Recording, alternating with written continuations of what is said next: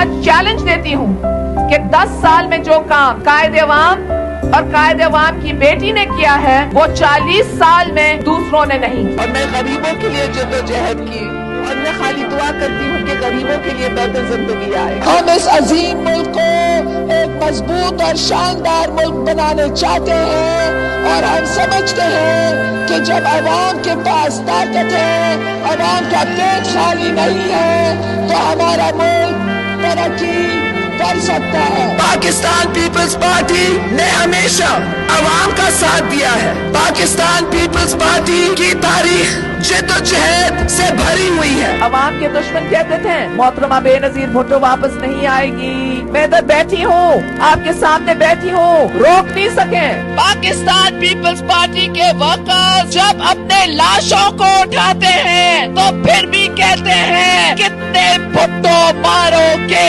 ہر گلی سے بھٹو نکلے گا.